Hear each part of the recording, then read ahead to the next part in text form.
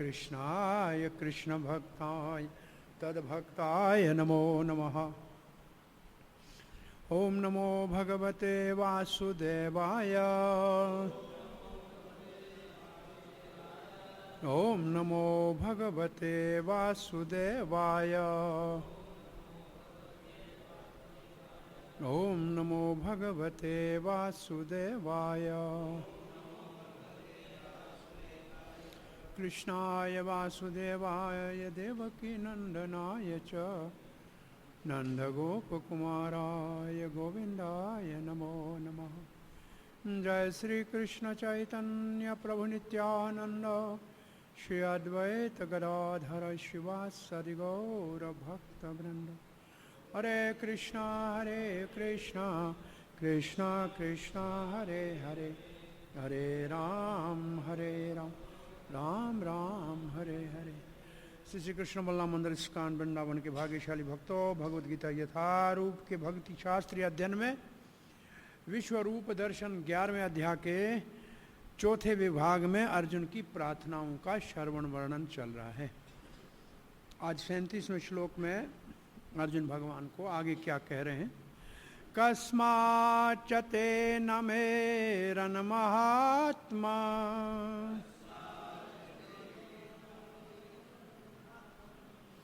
गरीयसे ब्राह्मणोऽप्यादिकर्तरे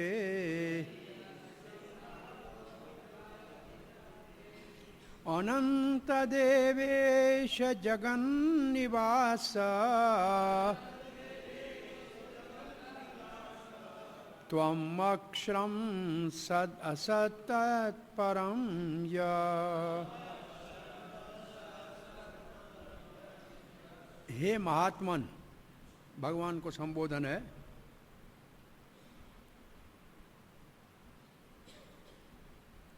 कस्मात् तत्तेन नमेरन, क्यों नहीं वो आपको नमस्कार करें, क्यों नहीं वो आपको प्रणाम करें, क्यों नहीं करें। करना चाहिए। क्यों करना चाहिए? आदि कर्ता, आप तो आदि सृष्टि के आदि कर्ता है भाई। जो आदि सृष्टि का करता है उसको नमस्कार करना चाहिए। वो कर रहे हैं, अच्छा कर रहे हैं। ब्रह्मणो अपि गर्य से, आप तो ब्रह्म से भी महान हो, ब्रह्म से भी ऊपर हो। ब्रह्मणो अपि गर्य से, ऐसे लिखा है कि नहीं? ब्रह्म से श्रेष्ठ है। हे अनंत, हे देवों के देव, हे जगत के आधार। तुम अक्षरम, आप अक्षर ब्रह्म हैं और आप कार्य कारण दोनों से परे हैं, ऐसे लिखा है। सदसद के लिए क्या लिखा है? कार्य कारण से परे हैं। कार्य कारण से, ठीक है।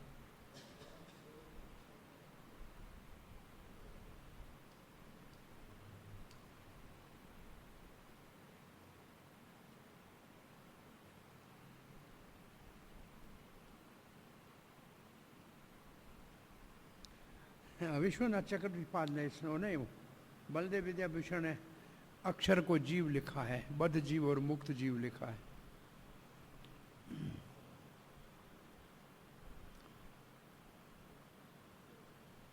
श्रील प्रभुपाद लिखते हैं,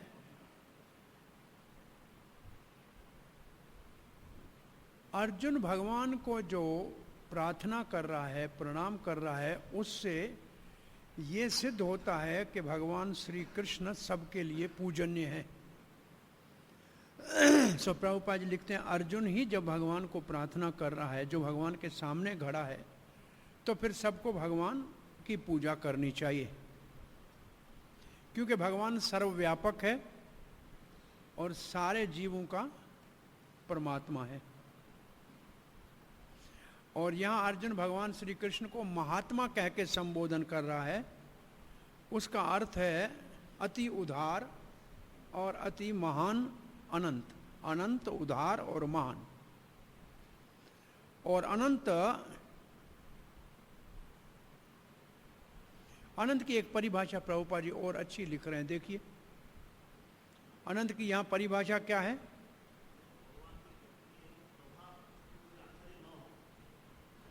जो भौतिक प्रकृति के प्रभाव से प्रभावित न हो वो अनंत है। इसका मतलब सीमित कौन है? जो भौतिक प्रकृति के प्रभाव से प्रभावित हो।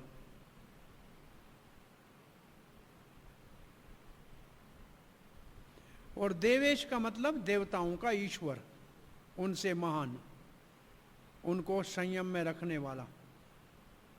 और जगत का आधार, जगन निवास।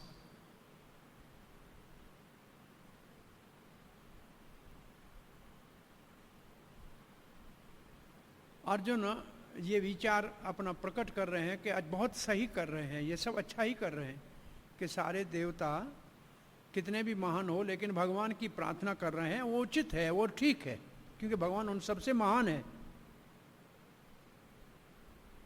और विशेष रूप कहते हैं ब्रह्मा से भी श्रेष्ठ हैं, क्योंकि ब्रह्मा का भी सृष्टा है, ब्रह्मा की सृष्टि करने वाले हैं। अब ब्रह्मा जी गर्भोदक्षाई विष्णु के नाभि से निकले हुए कमल के ऊपर प्रकट हुए, और वो गर्भोदक्षाई विष्णु भगवान श्री कृष्ण का एक विस्तार है। इसलिए ब्रह्मा और शंकर, शंकर जो ब्रह्मा से उत्पन्न हुए हैं, और सारे देवता, ये सब भगवान को प्रणाम कर रहे हैं, ये उचित है।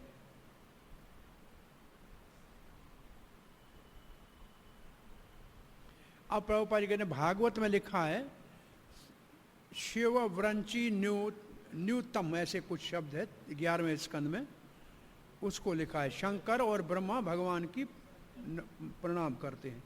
शिव व्रंची न्यूतम, ऐसे कुछ शब्द है।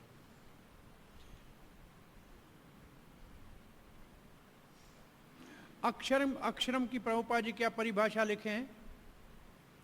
जो अविनाशी है। भौतिक प्रकृति समय समय के ऊपर नाश होती है, भगवान उससे परे हैं, इसलिए अविनाशी है।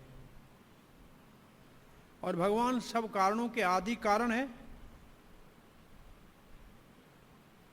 सब बद्ध जीवों से महान है,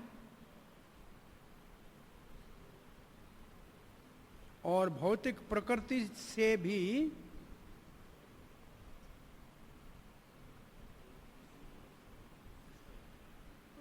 और भौतिक प्रकृति से भी ऊपर है,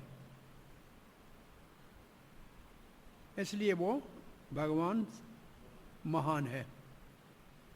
ये थोड़ा सा भाव लिया है बलदेव विद्याभूषण का कि जीव, बद्ध जीव और मुक्त जीव दोनों से महान है। ये भाव 15वें अध्याय में है। दो प्रकार के जीव है, क्षर अक्षर एव, वो भाव है यहाँ, उन्होंने उस भाव को लिया है। 38वां श्लोक। त्वमादिदेवः पुरुष पुराण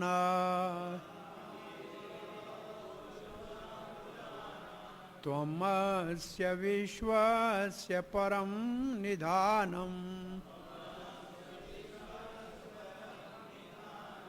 वेतासि वेद्यं च परं च धाम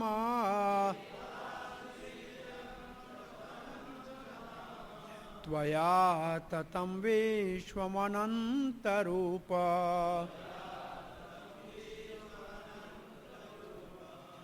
त्वम आदि देव, भगवान आप आदि देव हैं। पुरुषः पुराण, सबसे पुरातन पुरुष है। त्वम अस्य विश्वस्य परम निधानम, इस विश्व के आप परम आधार हैं। वेतासि वेद्यम च, आप जानने वाले हैं, और जो ज्ञान का विषय है वो भी आप हैं। ज्ञान भी आप और ज्ञान का विषय भी आप।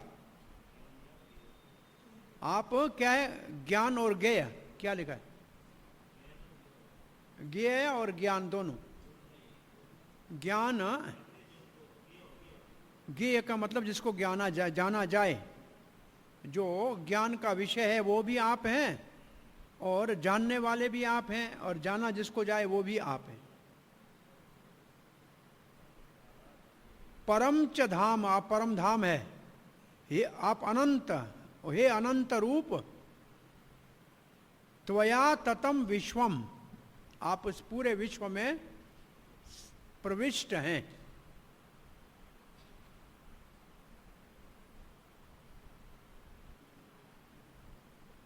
निधान का मतलब जिसके ऊपर कोई जो आधार है।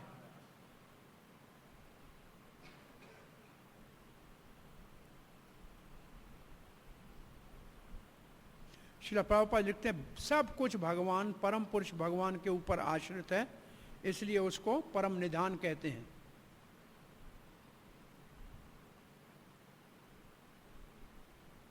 अब प्रभुपाद जी परम निधान में एक चीज और जोड़ रहे हैं, ये ब्रह्म, जो ब्रह्म ज्योति है वो भी परम पुरुष भगवान श्री कृष्ण के ऊपर आश्रित है। तो परम निधान में ब्रह्म ज्योति भी आ गई। भगवान सबको जानते हैं जो जगत में हो रहा है। तो इसका मतलब वो सब जानने वाले हैं, और ज्ञान का अंत भी वही है।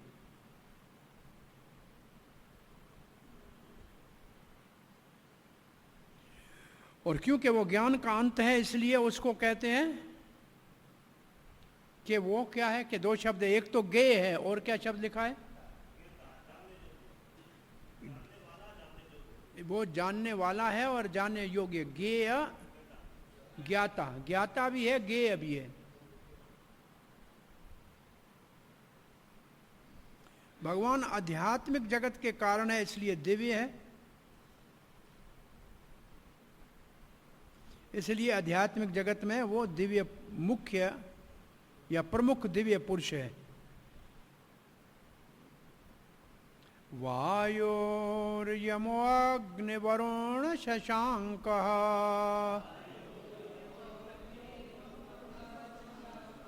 प्रजापतिस्त्वं प्रपितामहश्च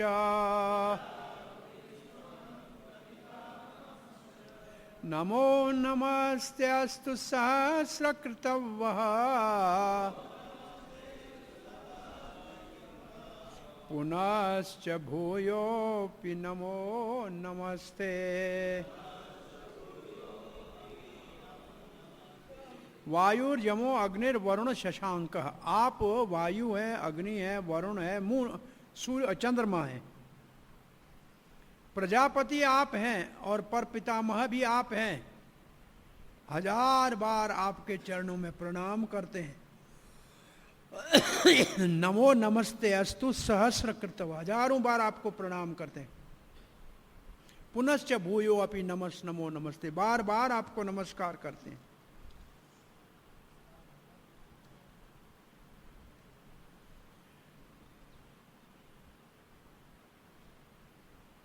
भगवान को यहां वायु क्यों कहा गया है? क्यों? वायु सर्वत्र है और सारे देवताओं का प्रतिनिधि है, तो वो भगवान वायु भगवान की विभूति है।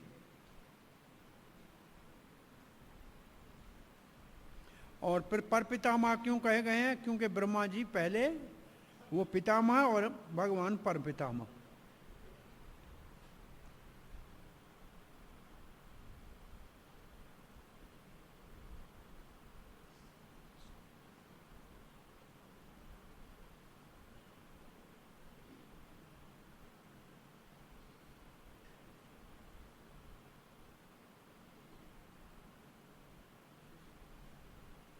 ओके 40 नमः प्रस्तादथ पृष्ठस्ते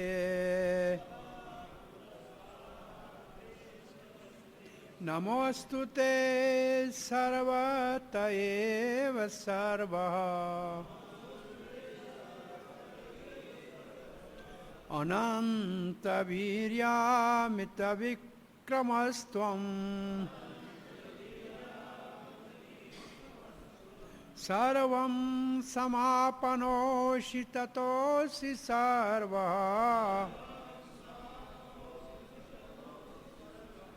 नमः प्रस्ताद अथ पृष्ठस्ते, आगे से नमस्कार, पीछे से नमस्कार। नमो अस्तुते सर्वत्र, सब दिशाओं से नमस्कार, चारों ओर से नमस्कार।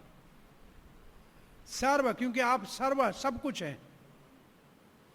त्वम अनंत वीर्य, आपका अनंत शक्ति है, आप अनंत शक्ति के स्रोत हैं। अमित विक्रम, आपके अमित, जिसकी कोई नाप नहीं किया जाए। किस चीज को? हाँ, असीम। असीम क्या है आपकी? विक्रम, विशेष आपकी जो क्षमता है वो असीम है। सर्वम समापनोषि, आप सर्वत्र हैं, इसलिए आप सब कुछ हैं।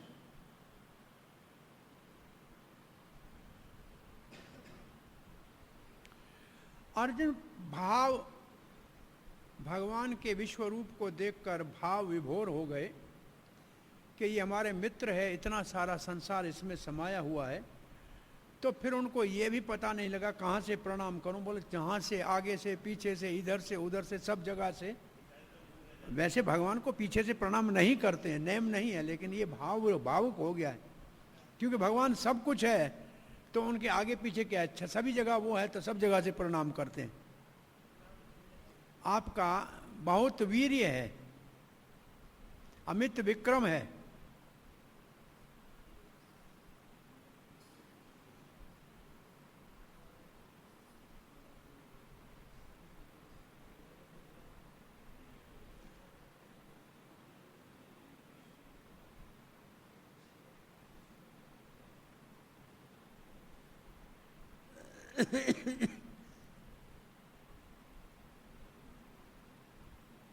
श्रील प्रभुपाद लिखते हैं, अर्जुन क्या हो गया है? प्रेम में विभोर हो गया है कृष्ण के लिए। वो मित्र होते हुए भी सब दिशाओं से प्रणाम कर रहा है। भगवान सारे शक्तियों के स्वामी हैं। उनकी शक्ति सब वीरों से, जितने ये महाभारत में वीर खड़े हैं सब मिलाकर, उन सारों की शक्ति से भी श्रेष्ठ है। किसी में एक शक्ति है, भीष्म में बल है, दुर्योधन में बुद्धि है, लेकिन भगवान में सब कुछ है, तो उनमें सब शक्तियां हैं। विष्णु पुराण का श्लोक दिया है, यो अयम त्वागतो देव समीप्यम देवता गणः सत्वमेव जगत सृष्टः यतः सर्वगतो भवान। आपके सामने जो भी आए, चाहे वो देवता है, उसकी तो आपने सृष्टि की है, इसलिए आप परम पुरुष भगवान हैं। अब 41-42 ये बहुत महत्वपूर्ण श्लोक है, ये प्रार्थना के श्लोक होते हैं। सखेति मत्वा प्रसभं यदोक्तम्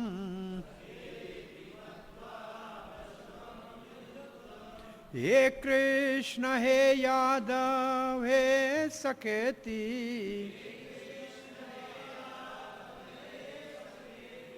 अजानता महिमानं तवेदम् मया प्रमादात् प्रणयेन वापि यच्च वासार्थम् असत्कृतोऽसि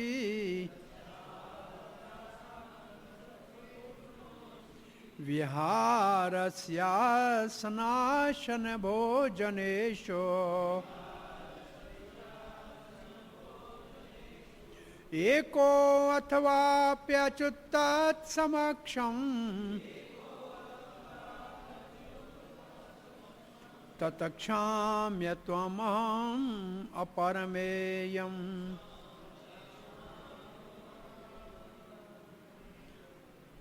अंतिम लाइन में क्या लिखा है? आप हमें क्षमा कीजिए, क्षमा कीजिए। तत्क्षामये त्वम, आप हमें क्षमा कीजिए।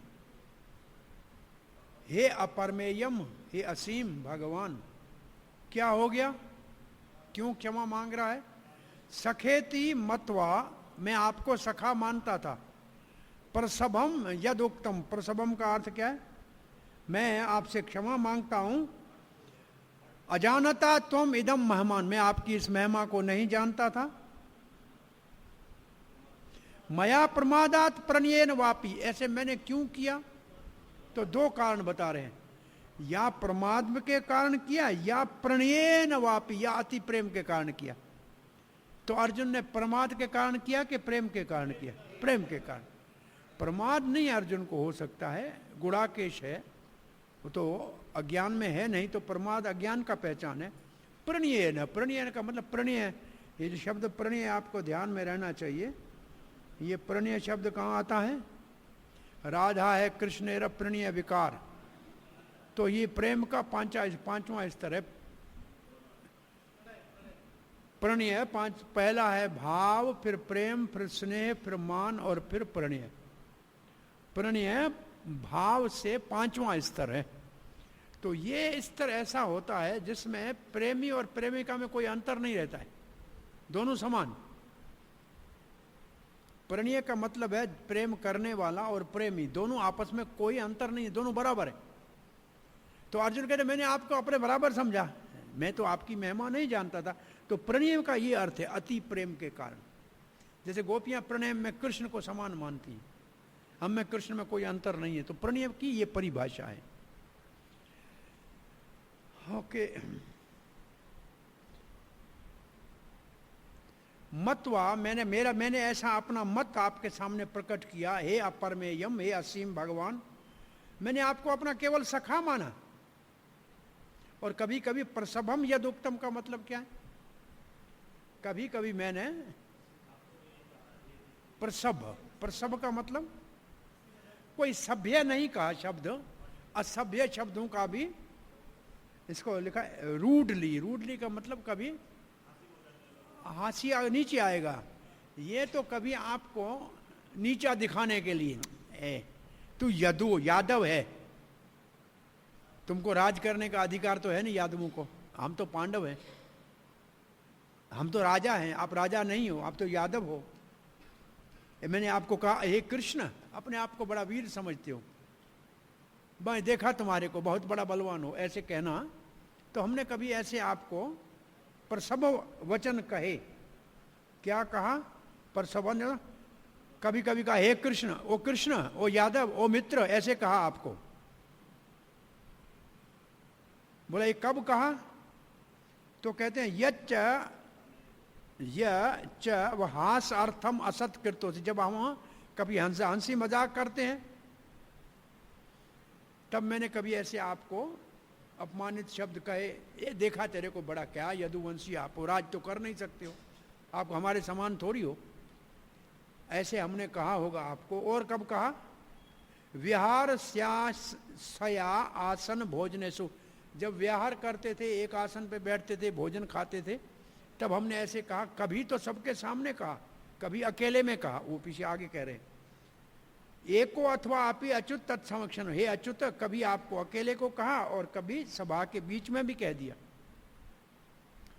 तो ये अर्जुन का क्षमा याचना मांग रहे हैं। तो अर्जुन सखा तो हैं परंतु विश्रम्भ सखा नहीं है, ऐश्वर्य युक्त सखा हैं।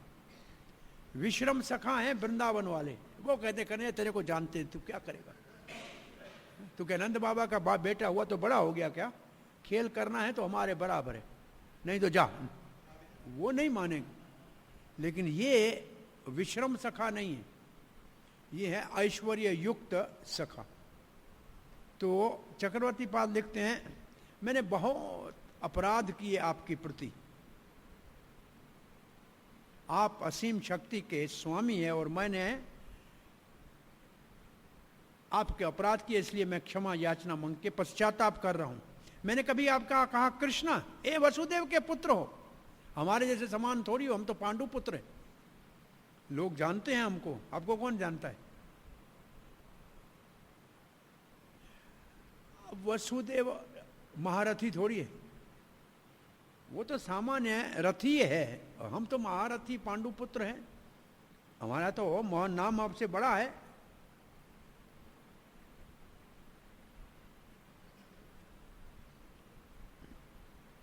और मैं तो पांडु का पुत्र हूं, मैं तो अतिरथी हूं,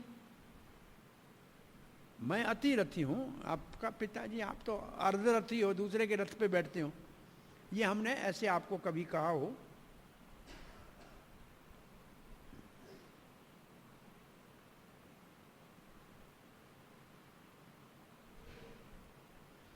अब कृष्ण भगवान को, ऐसे परम पुरुष भगवान को कृष्ण कहना ये उचित नहीं है, सम्मान्य शब्द नहीं है, इसका भाव ही है। फिर यादव कहना, वो आप उस कुल में जन्म लिया जो राजा बन ही नहीं सकते। आपके पिता ने राज तो यदु को करने का अधिकार नहीं, पुरु को दे दिया था। हम तो पुरु में हैं, आप तो यदु में हैं, तो आपको राज नहीं मिलेगा। हमने आपको सखा कह दिया,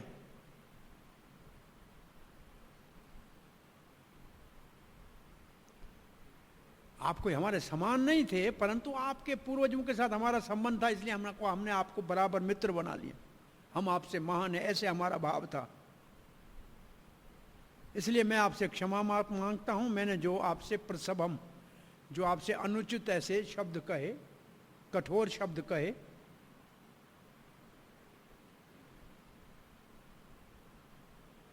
और 42 श्लोक में वही भाव आगे जा रहा है, क्षमा दोनों से लगेगा। ये जो हमने आपके साथ ऐसा व्यवहार किया, वो या तो अति प्रेम के कारण किया, और अथवा प्रमाद के कारण किया। आपकी अवहेलना कर दी, उपेक्षा कर दी, लेकिन उपेक्षा है नहीं। कभी अकेलाई में और कभी सबके सामने हंसी मजाक में ऐसे हमने कहा।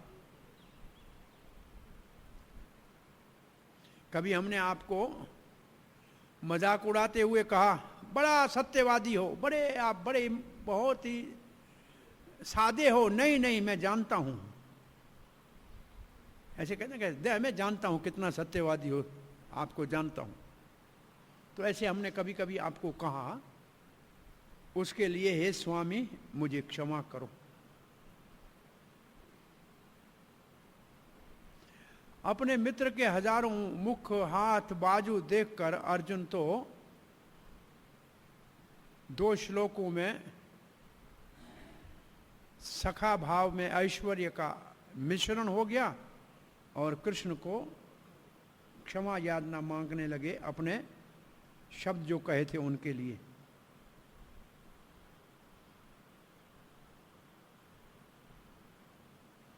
श्रील प्रभुपाद लिखते हैं,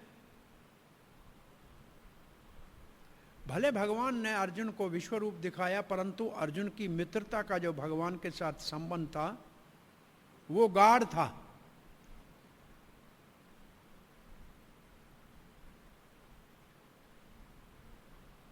अब भगवान से क्षमा याचना मांग रहा है श्री कृष्ण से, क्योंकि उन्होंने सखा के नाते कभी सामान्य व्यवहार किया और भगवान की इस महिमा को नहीं जानते थे कि ये सारा जगत भगवान के एक अंश में समाया हुआ है, ये नहीं जानते थे। मैं नहीं समझता था कि आप कोई ऐसे विश्व रूप दिखा सकेंगे।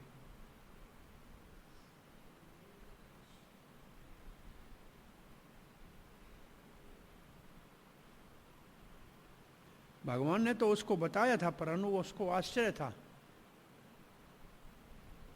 कभी अपमानजनक शब्द कहे हो, हे मित्र, हे कृष्ण, हे यादव, भगवान की महिमा को जानते नहीं थे ऐसे बोल दिया हो।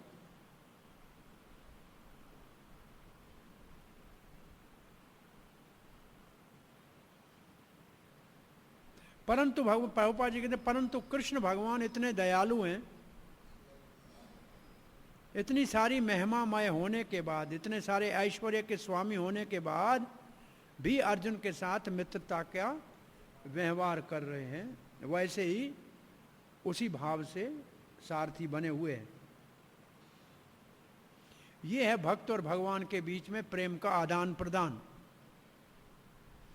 अब प्रभुपाद जी कहते केवल अर्जुन के साथ नहीं, सब जीवों का भगवान के साथ एक नित्य संबंध है, जिसको भुला दिया है हमने।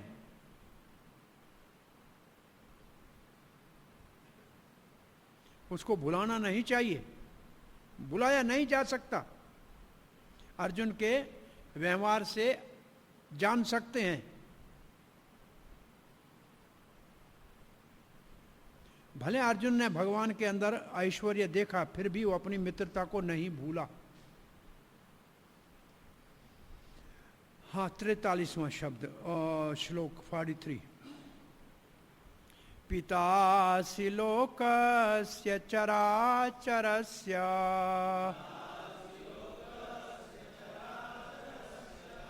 त्वमस्य पूज्यश्च गुरोर्गरीयान्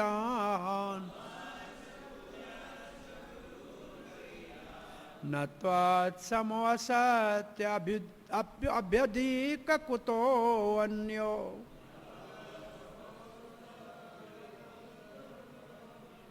लोकत्रयेऽपि अप्रतिम प्रभावा।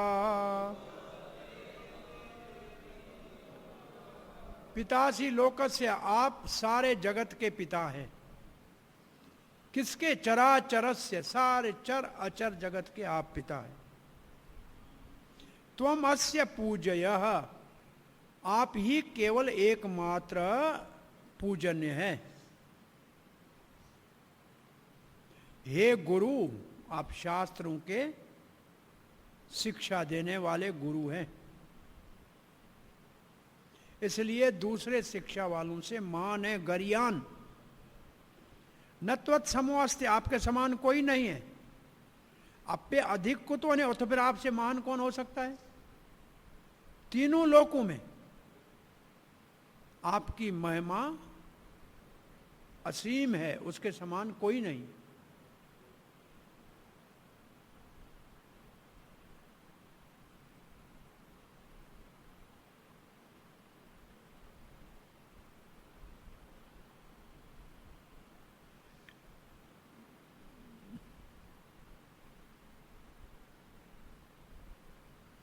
प्रभुपाद जी पहले क्या लिखते हैं? भगवान श्री कृष्ण की पूजा ऐसे करनी चाहिए जैसे पुत्र अपने पिता की करता है। तो क्योंकि भगवान जगत के पिता हैं।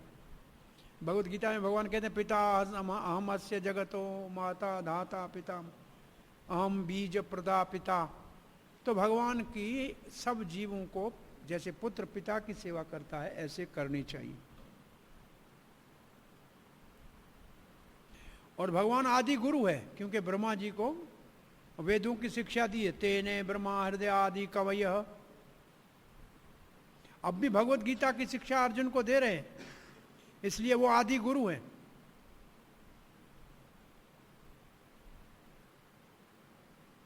तो जगत गुरु है, और जो भगवान श्री कृष्ण की शिक्षा के परंपरा में है उसी को प्रमाणिक शिक्षा मानना चाहिए। कृष्ण का प्रतिनिधि अगर कोई नहीं है तो वो गुरु नहीं बन सकता। दिव्य शास्त्रों का वर्णन करने का अधिकार नहीं है उसको।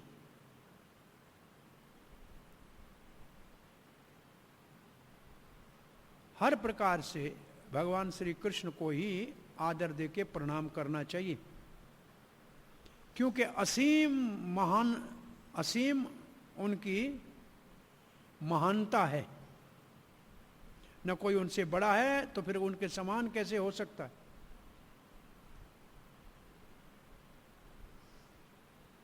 न भौतिक जगत में न आध्यात्मिक जगत में न उनके समान है कोई, न उनसे महान है। सभी उनके नीचे हैं, वो उन सब से अधिक हैं।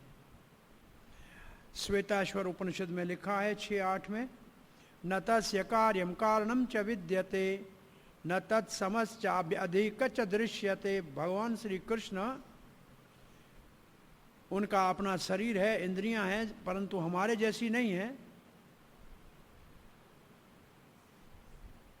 वो सब कुछ शरीर मन वो सब एक ही आध्यात्मिक है, और उसके समान कोई नहीं, उनसे महान कोई नहीं। और जो मूर्ख नहीं जानते वो समझते हैं कृष्ण का शरीर और है, मन और है, आत्मा और है। लेकिन उनमें कोई अंतर नहीं है। उनका मन, शरीर, आत्मा सब ही चेतन है। इसमें अंतर क्या है कि हमारा शरीर भौतिक है, हमारा मन भौतिक है और हमारी आत्मा चेतन है। तो भगवान का न शरीर भौतिक है, न आत्मा भौतिक है, न मन भौतिक है। वो सारे के सारे चेतन है। ये अंतर है।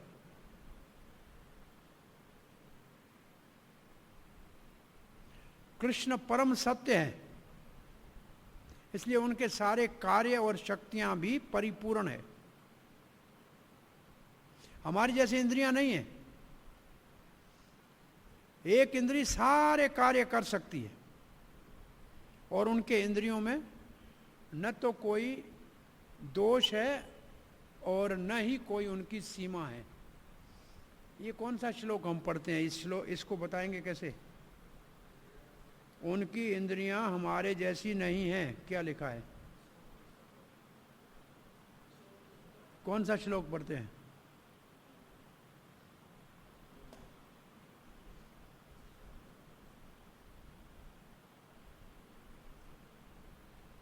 बोलिए जरा।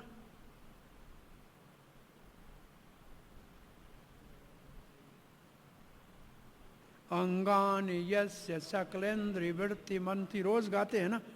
वो अपने किसी अंग से कोई भी काम कर सकता है। हम भोग लगाते हैं तो कैसे खाते हैं? आंख से खाते हैं, और जब प्रार्थना करते हैं भगवान खाओ तो कान से सुन के खा लेते हैं।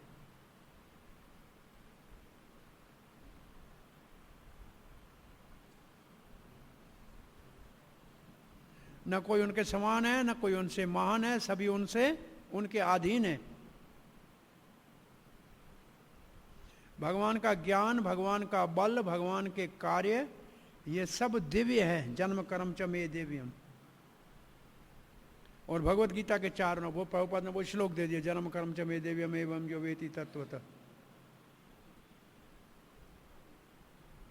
इसलिए भगवान के कार्य हमारे कार्यों से अलग है। भगवान के कार्यों को लीला कहते हैं।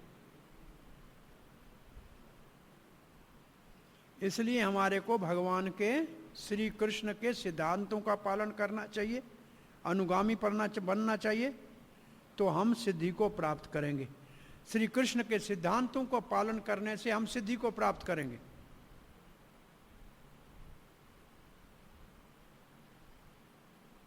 एक ही कृष्ण, एकल ईश्वर कृष्ण आर सब भृत्य। ये लाइन लिखी है, देखो है, एकल ईश्वर कृष्ण आर सब भृत्य, लाइन लिखी है ऐसे।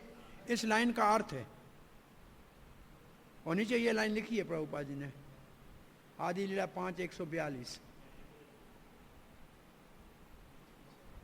हर एक को उनकी आज्ञा का पालन करना चाहिए। कोई भी उनके आदेश को इनकार नहीं कर सकता। सभी उनके निर्देश से काम करते हैं, सभी उनके अधीन हैं। जैसे ब्रह्मा संहिता में कहा गया है, सर्व कारण कारणम।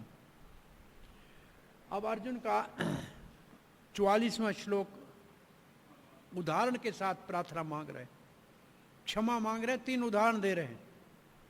तस्माद् प्रणम्य प्रणिधाय कायम प्रसाद्य त्वमहम् ईशं ईड्यम्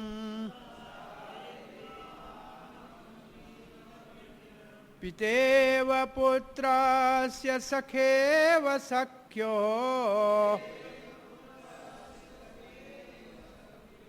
प्रियः प्रियाया रहसि देव सोढुम्। सोढुम् का क्या अर्थ है?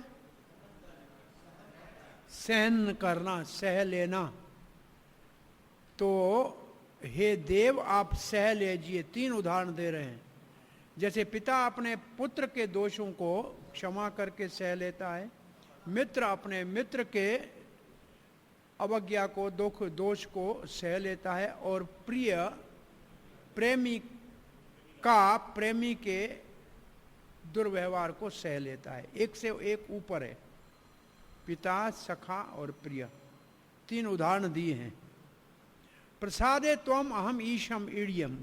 प्रसादे त्वम, आप हमारे से इसलिए तस्माद प्रणय, इसलिए मैं आपको प्रणाम करता हूं।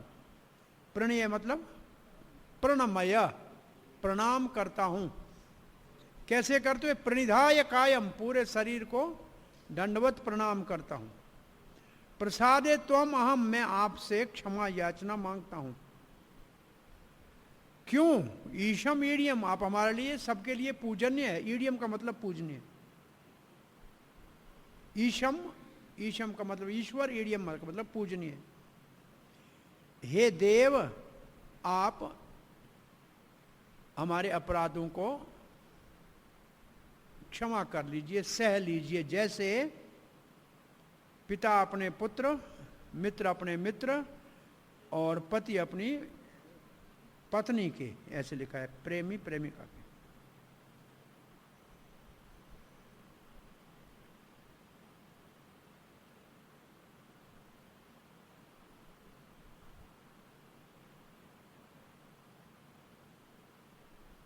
तो भगवान यहां सेवक, अर्जुन यहां सेवक के भाव में प्रार्थना कर रहा है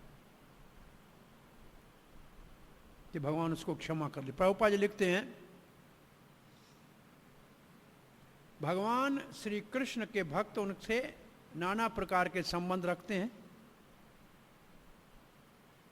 कोई कृष्ण को अपना पुत्र भी मान सकता है वात्सल्य भाव में, कोई उसको पति मान सकता है कांता भाव में, कोई मित्र मान सकता है सखा भाव में, कोई स्वामी मान सकता है दास्य भाव में। प्रभुपाद ने 4 भाव लिखे। देखो 4 भाव हैं क्या? नहीं, पहली लाइन में चारों भाव ऐसे हैं। और कृष्ण अर्जुन का स्थायी भाव सखा है।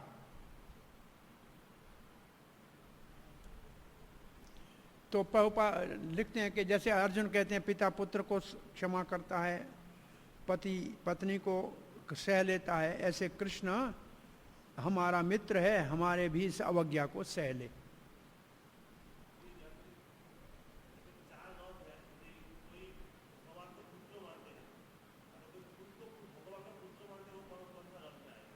भगवान को अपना पुत्र मानते हैं, ये तो वात्सल्य होगा। हम भगवान के पिता हैं, भगवान हमारा पुत्र है, ये तो हो गया। और क्या? मैं भगवान का पुत्र हूं तो स्वामी हो गया, हम सेवक हो गए। दास्य भाव है सेवक। अदृष्ट पूर्वम हृष्टवास्मि दृष्ट्वा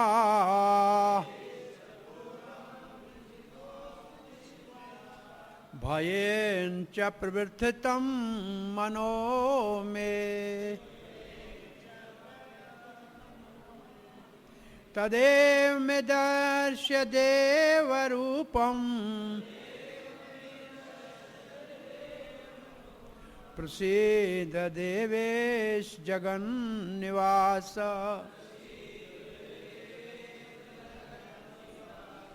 हृष्टोस्मि, मैं बड़ा हर्षित हूं। क्यों? क्या हो गया? अदृष्ट पूर्वम दृष्टवा, जो कभी नहीं देखा था वो देख लिया। आपका ये वैभवशाली विश्वरूप देख लिया। परंतु हर्षित तो हूं, साथ साथ में मेरा मन भय से बहुत विचलित है। भयेन च प्रवृत्तितम मनो में, मेरा मन भय से बहुत प्रवृत्तित है, विचलित है, भयभीत है, दुखी है। हे देव तदेव में दर्श्य रूपम, अब कोई बहुत सुखदायी रूप दिखाओ जिससे शांति मिले। भय वाला नहीं दिखाओ, आश्चर्य वाले नहीं दिखाओ। हे देवेश, हे जगन के निवास,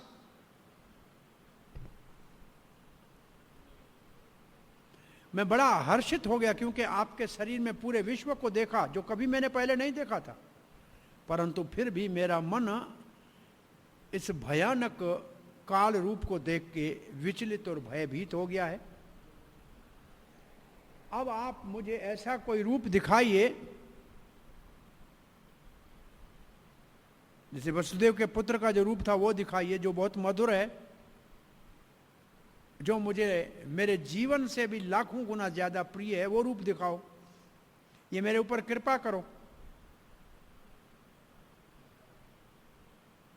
मुझे अभी आपका ये बहुत बड़ा वैभव वाला, शक्ति वाला रूप देखने की इच्छा नहीं है।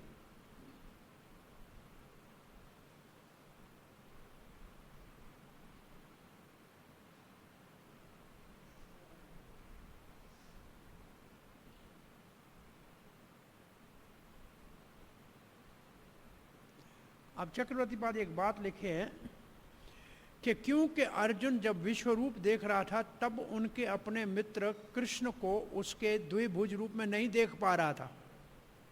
तो कैसे नहीं, क्यों नहीं देख पा रहा था?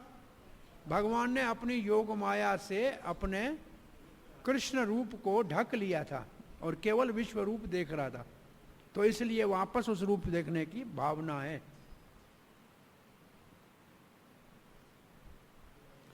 इतना सारा अर्जुन गिड़गिड़ा के कहे, आगे से प्रार्थना पीछे से प्रार्थना, है मुझे क्षमा कर दो, मैं बड़ा अपराध कर दिया। भगवान ने कहा चाहिए क्या भाई, तुम ऐसे कह रहे हो, तुम्हें चाहिए क्या, इच्छा क्या है तेरी?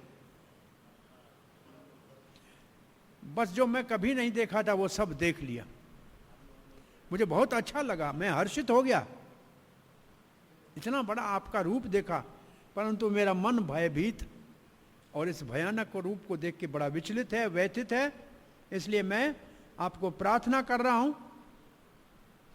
अब मैं इसका साक्षी हूं कि आप परम पुरुष भगवान हैं, जगत के निवास हैं, देवों के देव है, ये बात मैंने देख ली, इसका मैं साक्षी हूं। अब मैं आपके चरणों में अपने आप को अर्पण करता हूं। हे कृष्ण, आप देव रूप जो मुझे बहुत प्रिय है वो दिखाओ। प्रभुपाद जी लिखते हैं,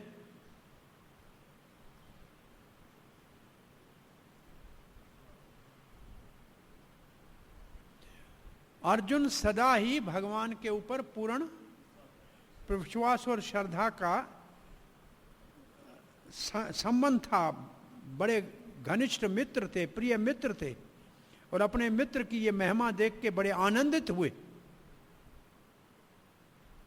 क्या ऐसा बड़ा अद्भुत विश्वरूप मेरे मित्र ने दिखाया, परंतु साथ साथ उस विश्व रूप के अंदर जो काल रूप था उसको देख के भयभीत हो गए और उन्होंने समझा कि मैंने कृष्ण के साथ व्यवहार में, मित्रता के व्यवहार में कुछ अपराध किया है, इसलिए उनका मन भयभीत भी था और कोई कारण भय का नहीं था। प्रभुपाद लिखते हैं, अब इसलिए वो नारायण रूप देखने के लिए प्रार्थना कर रहे हैं। प्रभुपाद जी कहते हैं नारायण रूप। अब एक लाइन लिख रहे हैं, उसको जरा ध्यान से पढ़ो। ये विश्व रूप भौतिक और अस्थायी है, जैसे ये जगत भौतिक और अस्थायी है। ये जगत ही भगवान का विश्व रूप है, तो जगत भी भौतिक है और अस्थायी है, तो भगवान का विश्व रूप भी अस्थायी है और भौतिक है। परंतु वैकुंठ में भगवान नारायण का चतुर्भुज रूप दिव्य है, नित्य है, शाश्वत है, और ऐसे अनंत वैकुंठ लोक हैं, और सब में भगवान श्री कृष्ण का विस्तार नारायण के रूप में विराजमान है, और अलग अलग उनके नाम हैं। तो वैकुंठ के रूप को अर्जुन देखना चाहता है, और भगवान के हाथ में जो चार आयुध जैसे जैसे बदलते हैं उनके नाम बदलते हैं। शंख ऊपर के हाथ सीधे हाथ में है कि चक्र ऊपर के सीधे हाथ में, तो नाम बदलते हैं। तो उनके चतुर्भुज रूप को देखना चाहते हैं। इसलिए ये जो प्रसंग है, इसके आधार पे हम प्रचार में कहते हैं कि सामान्य लोग जो भारतवर्ष में धार्मिक लोग हैं, उनकी ये धारणा है कि विष्णु आदि पुरुष है, कृष्ण उसका अवतार है। ये सामान्य लोगों की ये धारणा है कि विष्णु आदि पुरुष है और कृष्ण उसका अवतार है। 10 अवतार सब विष्णु से आते हैं। तो ये सत्य है, सबके लिए सत्य है, कृष्ण को छोड़कर बाकी जितने अवतार आते हैं वो सब विष्णु से आते हैं। भौतिक जगत में अवतार गर्भोदक्षाय विष्णु से आते हैं, क्षीरोदक्षाय के माध्यम से गर्भोदक्षाय विष्णु से आते हैं। तो प्रचार में ये कोई अगर कहे कि सब अवतार विष्णु से आते हैं तो हमें झगड़ा नहीं करना है, पहले तो मानना है आप ठीक कह रहे हो, सारे अवतार विष्णु से आते हैं। फिर उन्हीं से पूछो कौन से विष्णु से आते हैं। तो उन विचारों को ये पता नहीं है कि विष्णु कौन है, सब विष्णु विष्णु है ऐसे कहेंगे। तब उनको कहो कि देखो आप बहुत अच्छा सही कह रहे हो, विष्णु से अवतार आते हैं, वो गर्भोदक्षाई विष्णु से आते हैं जो एक ब्रह्मांड का अधिपति है, और क्षीरोदक्षाय क्षीर सागर के ऊपर प्रार्थना करते हैं अवतार के लिए। परंतु ये जो विष्णु है ये तीन है, इसको पुरुष अवतार कहते हैं। तो वो कहेगा अरे तीन भी विष्णु होते हैं कि कौन से बोलेगा? तब बताओ ये तीन पुरुष अवतार हैं, पता है कहाँ से आते हैं? कहाँ से आते हैं? ये तो संकर्षण से आते हैं। ये संकर्षण कहाँ है? ये वैकुंठ में चतुर्व्यूह जहाँ से नारायण होते हैं वहाँ से आता है। तो वैकुंठ में नारायण कहाँ से आते हैं? चतुर्व्यूह। ये तो पहले चतुर्व्यूह से आते हैं। वो कहाँ से आता है? बलराम जी से आता है। बलराम जी कहाँ से आते हैं? श्री कृष्ण से आता है। तो वो समझेगा कि भाई हमको पता नहीं है, ये जो कह रहा है इसका कोई। फिर उसको कहो 11वें अध्याय भगवत गीता का तो मानते हो ना? मानते हैं। तो विश्वरूप किसने दिखाया? कृष्ण ने दिखाया ना। हाँ, अच्छा, फिर अर्जुन ने कहा चतुर्भुज रूप को दिखाओ, वो किसने दिखाया? कृष्ण ने दिखाया ना। तो इसका मतलब कृष्ण चतुर्भुज रूप का भी कारण है और विश्वरूप का भी कारण है ना। इसके उल्टा तो नहीं है कि भाई चतुर्भुज रूप ने तो विश्वरूप नहीं दिखाया, कृष्ण ने दिखाया। और फिर अर्जुन के कहने के ऊपर 4 हाथ वाले रूप में भी कृष्ण ही बन गए। तो कृष्ण उन दोनों के सार है ना, ये को दोनों कृष्ण ने दिखाए ना। ऐसे बताओ कहीं विष्णु ने कृष्ण को दिखाया, ऐसा तो नहीं है कहीं।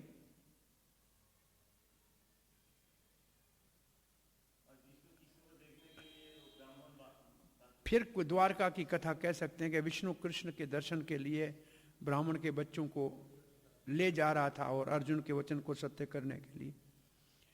फिर ये 11वें अध्याय वाला सिद्धांत समझाना आसान है। अब हम इस श्रृंखला का पूर्णाहुति का श्लोक पढ़ रहे हैं, 4थे विभाग का। अर्जुन की प्रार्थना पूरी हो रही है। तो भगवान ने कहा कौन सा रूप देखना चाहते हो जिससे आपको संतुष्टि होगी? क्रीडिनां गदिनां चक्रहस्तम् इच्छामि त्वां द्रष्टुमहं तथैव तेनैव रूपेण चतुर्भुजेन सहस्रबाहो भव विश्वमूर्ते।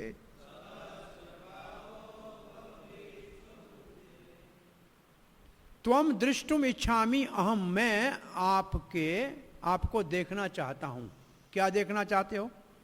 क्रीडिनम गदिनम चक्र हस्तम, शंख चक्र गदा हाथ में लिए हुए आपको देखना चाहता हूं। किसको प्रार्थना कर रहा है? सहस्र बाहो, हे विश्वरूप। कृष्ण तो दिख ही नहीं रहा है, विश्वरूप को कह रहा है मैं आपके चतुर्भुज रूप में देखना चाहता हूं। हे विश्व मूर्ते, हे विश्व का रूप। अब तेनैव चतुर्भुजेन रूपेण भव, अब 4 भुजाओं वाला रूप धारण कर लो।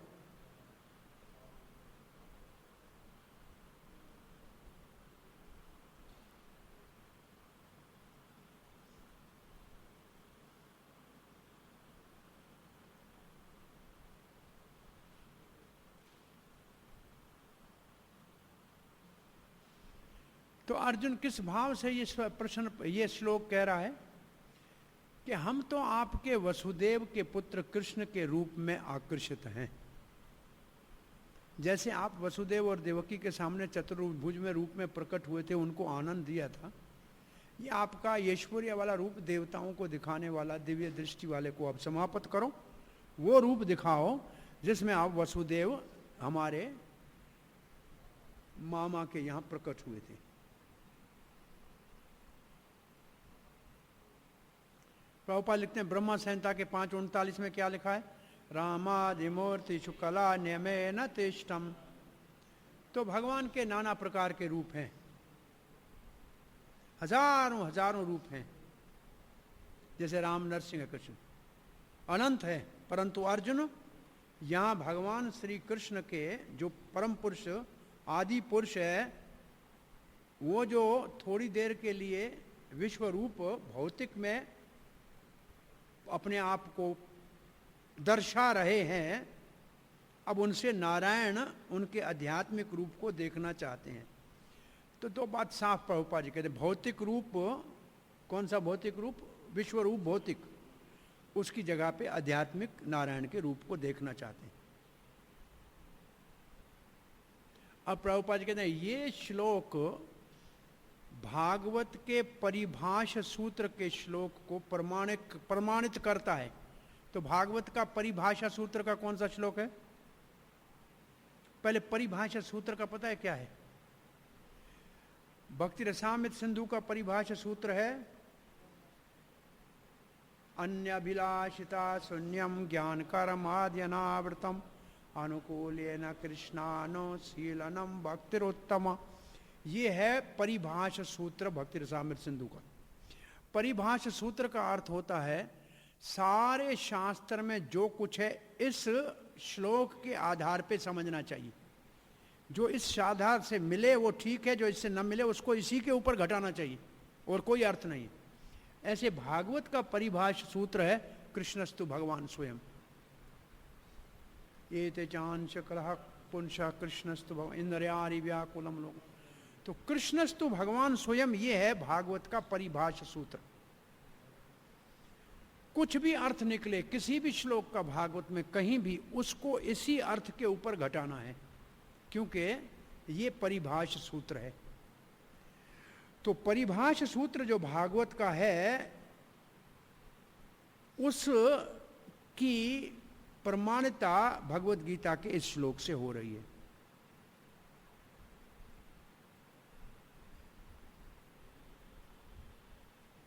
भगवान के विस्तार में और भगवान में कोई अंतर नहीं है। भगवान के अनंत विस्तार हैं, और सारे ही जो विस्तार भगवान के हैं वो नव यौवन, और यही तो भगवान का मधुरता है। और जो कृष्ण को ऐसे समझेगा कि भौतिक उनका रूप भौतिक गुणों के प्रभाव से परे है, वो मुक्त हो जाएगा। यहाँ हमारा ये विभाग पूरा होता है। अब 47 से 55 ये 8 श्लोक है। केवल शुद्ध भक्त श्री कृष्ण के श्याम सुंदर द्विभुज रूप को समझ सकता है। ये जो अंतिम विभाग है ये है शुद्ध भक्ति किसकी? श्याम सुंदर की। तो द्विभुज श्री कृष्ण को, श्याम सुंदर कृष्ण को केवल शुद्ध भक्त ही समझ सकते हैं।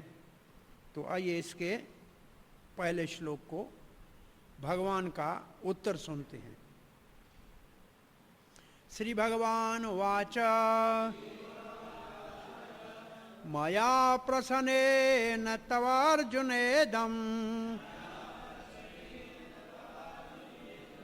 रूपं परं दर्शितुमात्मयोगा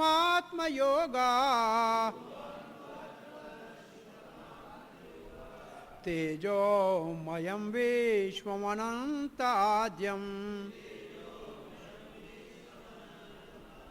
यन्मे त्वदन्येन दृष्टपूर्वम्। श्री भगवान वाच, भगवान ने कहा, क्या कहा? मया तव प्रसन्नेन, अब अर्जुन तुम प्रसन्न हो जाओ, प्रसन्न हो जाओ। मैंने आपको दिखाया, दर्शितुम, क्या दिखाया? इदम परम तेजोमयम अनंत आद्यम विश्वम रूपम। अभी मैंने आपको अनंत तेजोमय आदि मेरा विश्व रूप दिखाया। आपके अतिरिक्त इसको पहले किसी ने नहीं देखा था। या न त्वदान्य न दृष्ट पूर्वम, इसको आपसे पहले किसी ने नहीं देखा था। कैसे दिखाया आपने? आत्मयोगात, मैंने अपनी योग माया के द्वारा दिखाया। पढ़िए, इसका अनुवाद पढ़िए। श्री भगवान ने कहा, हे अर्जुन, मैंने प्रसन्न होकर अपनी अंतरंगा शक्ति के बल पर तुम्हें इस संसार में अपने इस परम विश्व रूप का दर्शन कराया है। इसके पूर्व अन्य किसी ने इस असीम तथा तेजोमय आदि रूप को कभी नहीं देखा था। ठीक है, सीधा सा अर्थ है। अब भगवान कहते हैं, अर्जुन भाई, आपने इसी अध्याय के 3 श्लोक में विश्व रूप देखने की प्रार्थना की थी ना, कि आप मैं अपने एक अंश में कैसे जगत में, ये जगत मेरे एक अंश में कैसे ही स्थित है, आपने पूछा था। तो फिर आप देख के क्यों परेशान हो गए? आपने ही तो पूछा था। मैंने तो आपको नहीं कहा था कि आपको मैं ये रूप दिखा रहा हूं।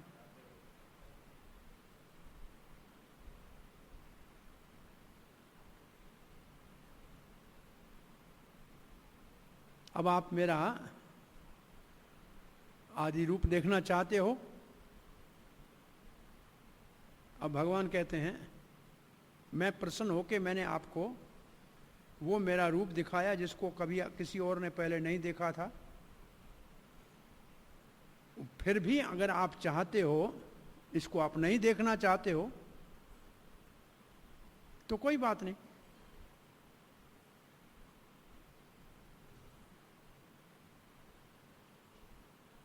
प्रभुपाद जी क्या लिखते हैं? आप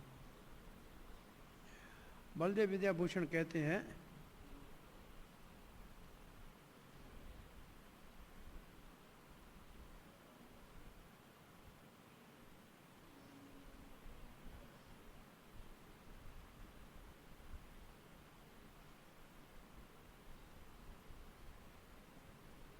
मैं देवताओं ने भी इस रूप को देखा, आपने भी देखा, ये कोई बड़ी बात नहीं है।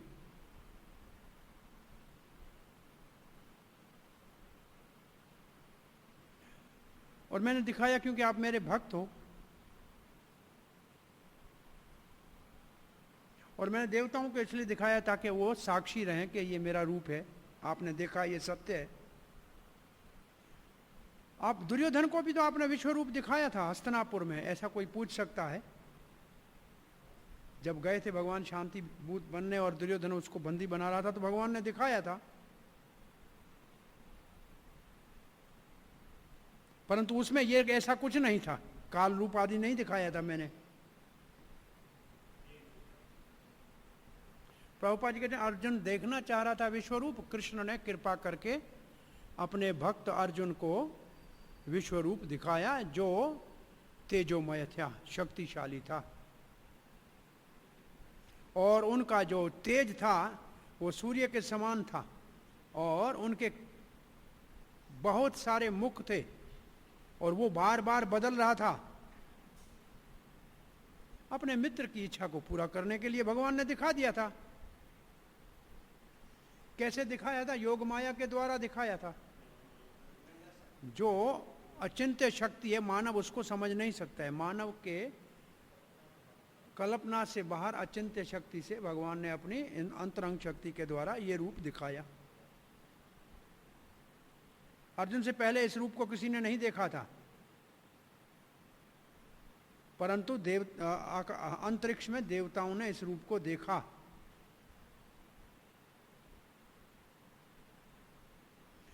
उन्होंने पहले नहीं देखा था, देवताओं ने देखा, अर्जुन ने भी देखा।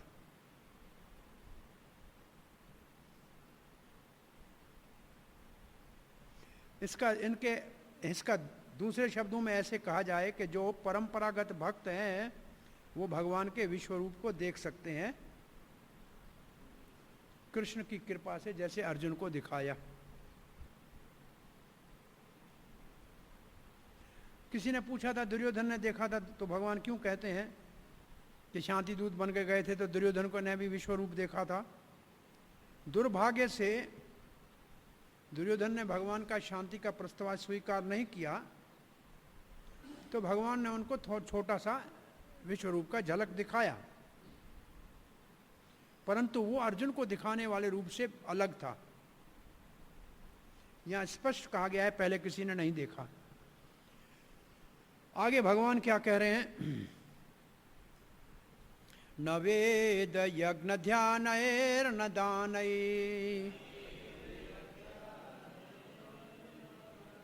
न च क्रियाभिर्न तपोभिर उग्रैः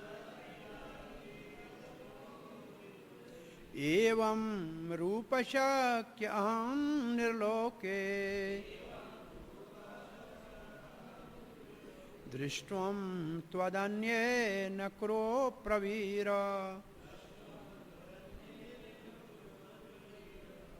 ये श्लोक है विश्वरूप के लिए कि केवल वेद के अध्ययन से, यज्ञ से, शास्त्र के पढ़ने से या दान देने से या तपस्या करने से या कोई पूजा पाठ करने से मेरे इस रूप को कोई नहीं देख सकता इस संसार में। ये कौन से रूप के लिए कह रहे हैं 48वां श्लोक? विश्व रूप के, क्योंकि ऐसा श्लोक फिर आएगा दोबारा, तब प्रभुपाद जी इस श्लोक का उल्लेख करेंगे कि विश्वरूप की बात हो चुकी है, वो समाप्त हुआ, वो चर्चा ही पूरी हो गई, अब हो रही है कृष्ण के रूप की चर्चा। तो विश्व रूप को कौन नहीं देख सकता? ये कोई साधन से नहीं देखा जा सकता। साधन कौन कौन से हैं? न वेद यज्ञ ध्यानेर, न दानेर, न क्रियाभीर, न तपोभीर। क्रियाभीर का मतलब कर्मकांड से। एवं अहम रूपम दृष्टुम शक्य निर्लोके, मानव लोक में ऐसे मेरा रूप नहीं देखा जा सकता। दृष्टुम त्वद अन्येन कुरु प्रवीर, है कौरवों के वीर जो आपने देखा ऐसा और किसी कोई नहीं देख सकता।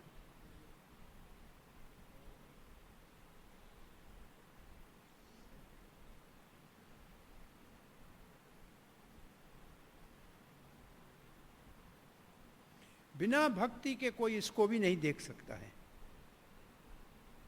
बिना भक्ति के ये साधन कभी भी भगवान का दर्शन नहीं करा सकते।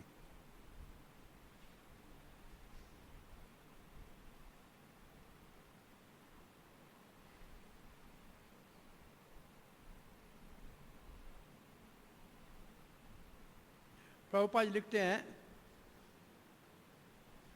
जो भगवान ने दिव्य दृष्टि दी उसको अब ठीक तरह समझना चाहिए, साफ साफ समझना चाहिए। किसको दिव्य दृष्टि हो सकती है, किसको मिल सकती है? दिव्य का मतलब देवताई। जब तक किसी में दिव्य स्थिति नहीं है, जैसे देवताओं की है, तो उसको दिव्य दृष्टि नहीं मिलेगी। तो देवता क्या है? वेदों में लिखा है विष्णु भक्ता स्मृता देवा तत विप्रिय असुरा। ये पीछे नहीं लिखा है, दूसरा नहीं लिखा है ना, लिखा है, ये पद्म पुराण का श्लोक है। हाँ, विष्णु भक्ता स्मृता देवता, जो विष्णु के भक्त हैं वो देवता, तत् विप्रिय, उसके जो विपरीत हैं असुराह, उसको असुर कहते हैं। जो विष्णु में विश्वास नहीं करते हैं, नास्तिक हैं, वो कृष्ण को ही निराकार कहते हैं, उनको दिव्य दृष्टि नहीं मिल सकती।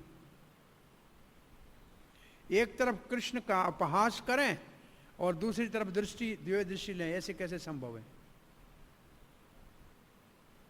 जब तक कोई देवी गुणों से संपन्न नहीं है, तब तक दिव्य दृष्टि नहीं मिलेगी। अगर दिव्य दृष्टि मिलेगी तो अर्जुन की तरह कोई देख सकता है। भगवत गीता में यहां विश्व रूप का वर्णन है। इससे पहले इसकी जानकारी लोगों को नहीं थी, अर्जुन से पहले। अब इस उदाहरण के बाद संसार को पता लगा कि भगवान का विश्व रूप भी होता है। जो दिव्य, जो वास्तव में दिव्य हैं, वो भगवान के दिव्य इस विश्व रूप को देख सकते हैं। और कोई दिव्य स्थिति में बिना भगवान के भक्त बने नहीं हो सकता है। बिना भगवान की शुद्ध भक्ति के किसी में दिव्य गुण नहीं आ सकते।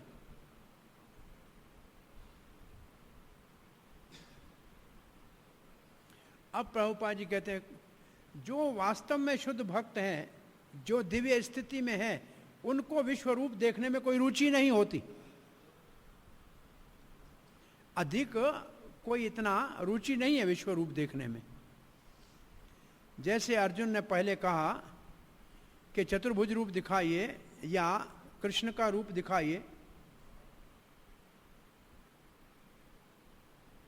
वास्तव में वो भयभीत हो गया था विश्व रूप देखकर। तो यहां हमने क्या, यहां तक क्या पढ़ा? अभी पढ़ा ये कि ये जितने साधन हैं, यज्ञ, वेद, तप, दान, इसमें अगर भक्ति नहीं है और कोई दिव्य स्थिति में नहीं है तो दिव्य रूप नहीं देख सकता है, उसको दिव्य दृष्टि नहीं मिल सकती। ये तो हुई एक बात। और शुद्ध भक्त कोई नहीं है तो दिव्य स्थिति भी नहीं हो सकती। परंतु दिव्य स्थिति हो, शुद्ध भक्त हो, तो उसको दिव्य रूप, इस रूप देखने में कोई रुचि नहीं है, क्योंकि अर्जुन ही इसको देखे भयभीत हो गया, तो हम क्या देखेंगे? अब आगे प्रभुपाद लिखते हैं, इस श्लोक में कुछ विशेष शब्द हैं, वेद, यज्ञ, ध्यान आदि। इसका मतलब वेदों का अध्ययन करना और फिर यज्ञ करना।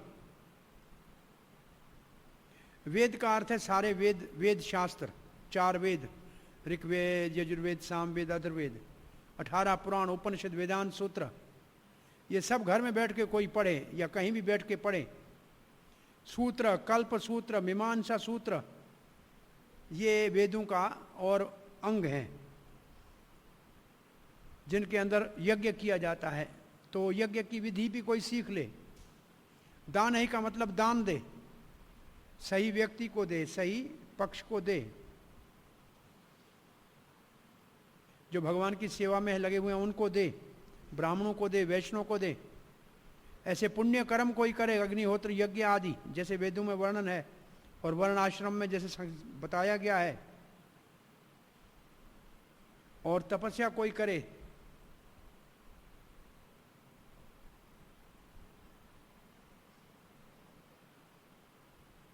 परंतु जब तक कोई भक्त अर्जुन की तरह नहीं बनेगा तब तक विश्वरूप नहीं देख सकता। जो निराकारवादी हैं, जो विश्वरूप को काल्पनिक कहते हैं, इससे पता लगता है भगवत गीता से कि ये निराकार निर्विशेषवादी अभक्त हैं, भक्त नहीं है। क्यों भक्त नहीं है? क्योंकि भगवान के विश्वरूप को काल्पनिक मानते हैं, इसलिए वो देख भी नहीं सकते विश्वरूप। बहुत से लोग अपने आप को अवतार बनाते हैं, बनते हैं, बनाते हैं। लोग सामान्य लोगों को कहते हैं अवतार हैं, और मूर्ख उसको मान भी लेते हैं। परंतु भगवत गीता के सिद्धांत से हमें समझना चाहिए कि आध्यात्मिक ज्ञान जब तक नहीं है तब तक ये सब कुछ संभव नहीं है। भगवत गीता तो प्रारंभिक आध्यात्मिक शास्त्र के अध्ययन का मार्ग है, परंतु फिर भी भगवत गीता को पढ़ने वाला सत्य असत्य को समझ लेगा। ये झूठे तथाकथित अवतार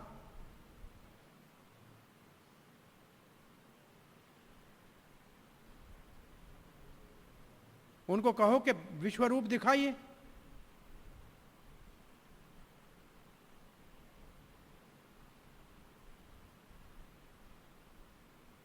ऐसे तथाकथित अवतारों के चेलों को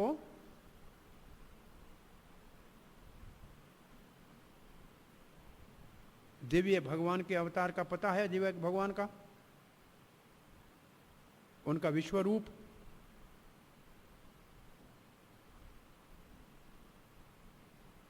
वो भक्ति नहीं है तो भगवान का विश्वरूप कहां से देखेंगे?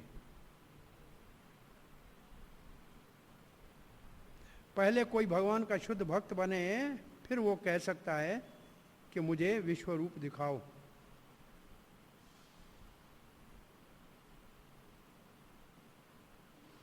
और भगवान के शुद्ध भक्त ऐसे झूठे अवतार और उनके चेलों को अस्वीकार करते हैं। तो ये प्रचार की दृष्टि से लिखा है। तो इस श्लोक का भाव क्या है? कल 49 से 55 तक पूरा करेंगे।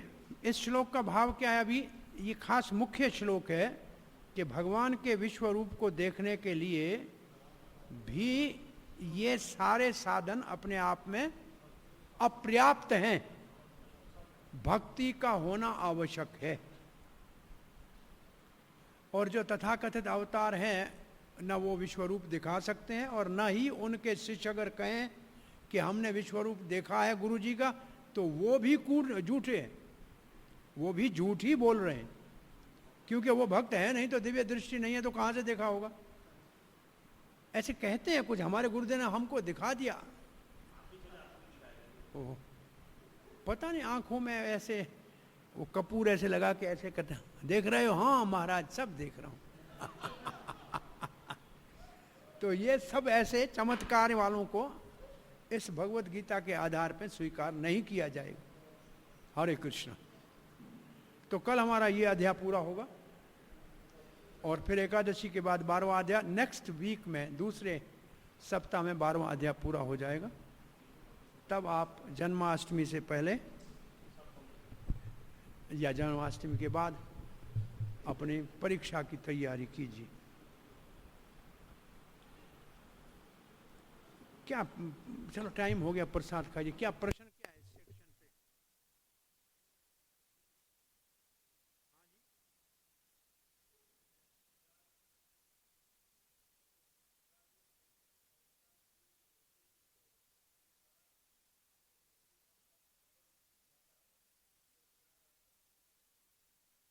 विश्वरूप का दर्शन करने के बाद भी अर्जुन को क्या भाव रहता है? मित्र भाव। इसका मतलब भगवान के साथ जो संबंध है वो नित्य और शाश्वत है। थोड़ी देर लिए आश्चर्यचकित होके भी जो हमारा भगवान के साथ नित्य संबंध है वो भूलता नहीं है, भगवान की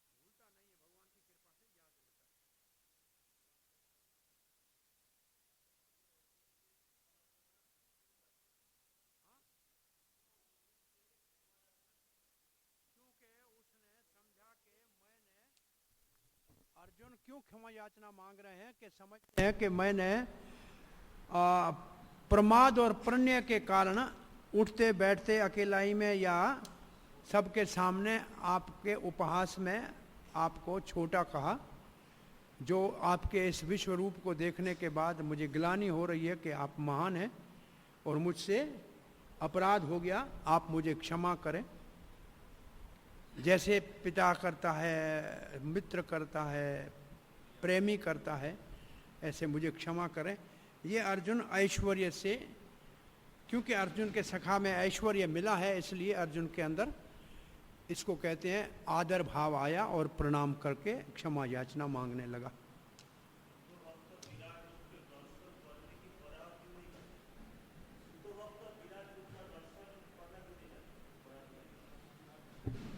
वो भौतिक जगत का अस्थायी रूप है, उसमें कोई मधुरता और प्रेम है नहीं। अर्जुन देखने के बाद भी आश्चर्य के साथ भयभीत भी हो गया, और जब अर्जुन देखने में रुचि नहीं रखता है तो हम तो उसी परंपरा में क्या करेंगे उसको देखकर। अर्जुन ने देखा, हमने देखा, बहुत हो गया, बस उतना ही बहुत है। अर्जुन ने देखा, हमने सुन लिया, अब और ज्यादा नहीं देखना।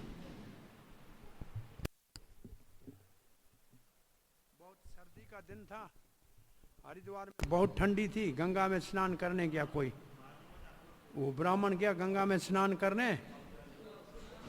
क्या क्या प्रश्न है? क्या पूछ रहे हैं?